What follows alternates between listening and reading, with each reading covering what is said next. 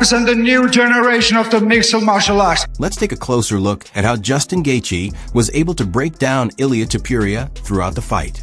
The injuries Topuria revealed afterward become much easier to understand when you see how the damage accumulated over the course of the bout.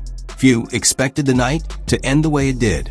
Following the fight, Joe Rogan offered his analysis, while Dana White just— Ilia crowd smoking up. That's it! Oh! He does it again! You know that I'm gonna take his lads out in the first round. It's the pressure fight. Oh! Right hand, he hurt him!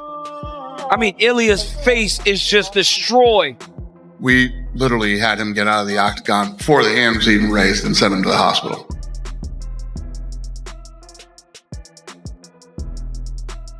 More significantly was the eye damage. Both of his eyes were swollen shut. His nose was fucked up.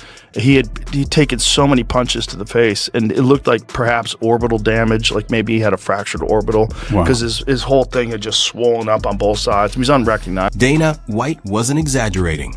UFC Freedom 250 was one of the biggest events in the promotion's history, with enormous expectations surrounding every fight.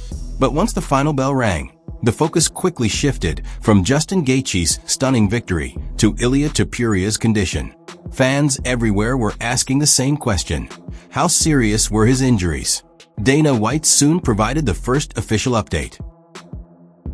Dana, I personally thought it was the most amazing sporting event that I have ever watched in my life. Absolutely pitch perfect. You put your heart and soul into this thing. Your organization put countless hours into putting this fight together on Sunday. You've had a few days now, a lot of money too.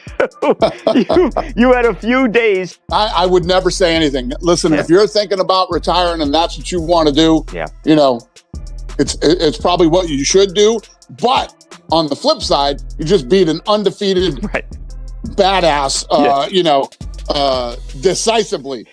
Finished him. And I don't know, it's just something that he needs to work out with, himself and his own mind and with his family, obviously. Yeah, if it is the way he goes out, it's an untoppable.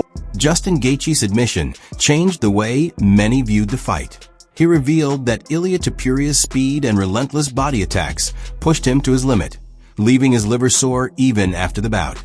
It showed just how close Topuria came to securing the finish. But championship fights can change in an instant. Gaethje weathered the storm, recovered, and once the momentum shifted, the entire contest took on a different shape. Few explained that dramatic turnaround better than Joe Rogan. He's beat bad. Look at his face.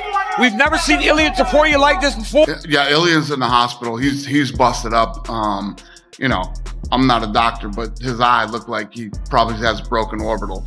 I don't know that's not a fact, but I'm just assuming. And my plans for him are to go home and rest and recover and take his time. And tonight was a rough night for him. I just want to make sure he's healthy and good, and not even thinking about him fighting again. Just want him to go home and relax and rest and heal. Joe Rogan's analysis reinforced what many fans believed they had witnessed. In his view, this wasn't the result of a lucky punch or a fluke. It was a fight that turned on momentum. Rogan suggested the pivotal moment came when Ilia Topuria emptied his gas tank in an attempt to finish Justin Gaethje during the second round. For a brief stretch, it looked as though the undefeated champion was about to end the fight. But Gaethje survived the onslaught. Once he recovered, the momentum shifted decisively in his favor. As the championship rounds unfolded, Gaethje's relentless pressure continued to build while the damage to Topuria's face became increasingly visible. Despite the swelling and worsening vision, Topuria continued to battle, earning the respect of fans and fighters alike for his determination. Through Ilia, was he as good as you thought he was? Was he better than you thought he was? Just can you talk about what you experienced in there with him? I mean, he's very good. I mean, my liver still hurts right now.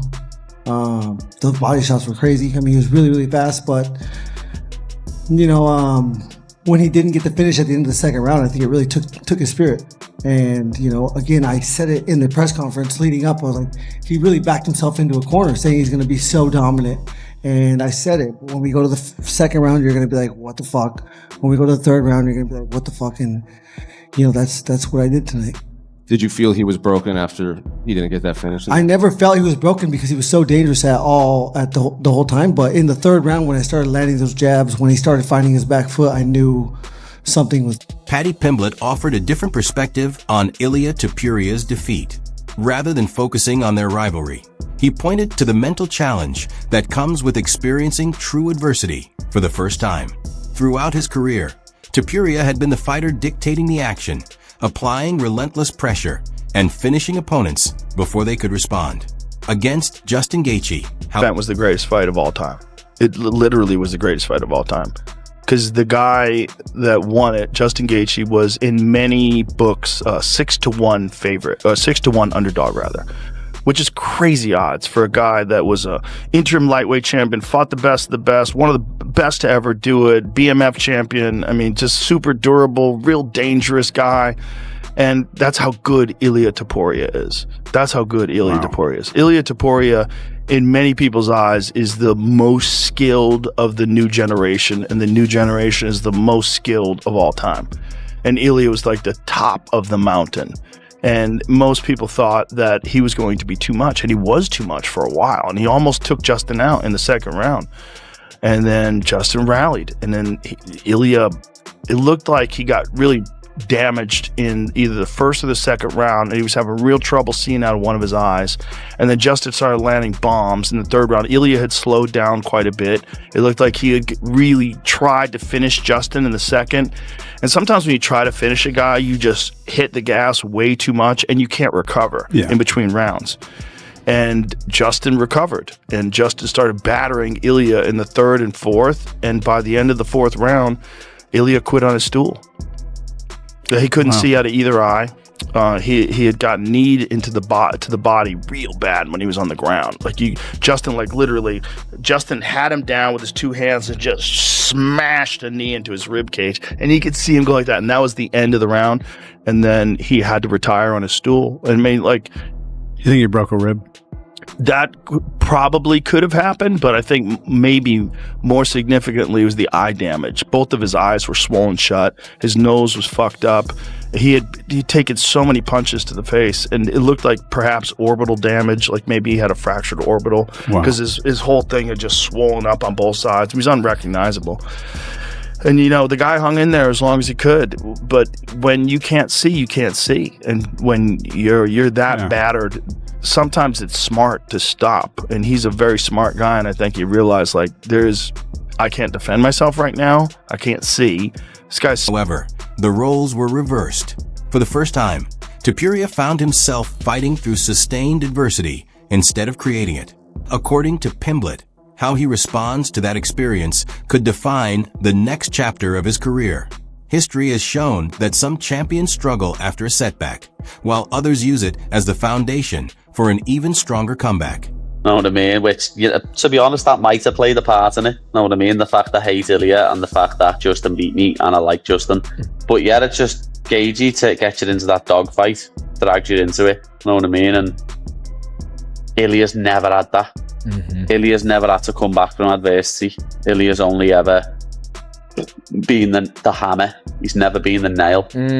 I don't think Ilia Topuria ever comes back the same. His whole mindset, his whole ego, know what I mean? His is I'm undefeated, no one can beat me. Having celebrations the night before the fight. I just don't think he'll ever be the same. He's never had to come back from nothing like that. I've had to face adversity before. So nothing can prepare you for it. That's the thing. And that's why I don't think he'll ever come back the same. Nothing can prepare you for it. But we'll find out what sort of man he is if he does come back and when he does come back. Because, as I say, I've been there before. I've been beat. Know what I mean? And I've had to come back stronger every time, and I have done. He's never been beat. He's never had to do this before. He's going to have to look at himself in the mirror and be like, what, I've just got my head smashed in, I need to come back. And you never know, he might have the cojones to do it. One aspect often overlooked after a brutal fight is that the winner leaves the cage injured as well. Justin Gaethje admitted his hand, jaw, and body were all hurting after 5 grueling rounds, yet he continued to speak with great respect about Ilia Topuria's abilities. Despite the visible damage to to try to drop you with body shots in the gym. Yeah. Is there any significance to that or any He would have made $1,000 off of me tonight if that was the case. Yeah, I mean, it still hurts right now. That hurts. My hand hurts. My jaw hurts. He is a formidable opponent. He was so good and so dangerous. And I never really I didn't see him quit. I saw them almost stop the round and fight at the end of the third round. And I was like, no way. And then he's back out there and back to being dangerous. So yeah, this is a crazy sport. Topuria had sustained. Gaethje never felt completely safe, highlighting how dangerous his opponent remained until the very end. Joe Rogan echoed that sentiment, describing Gaethje as one of MMA's toughest and most fearless competitors, a fighter who never quits, embraces adversity, and often performs at his best in the toughest, most chaotic battles.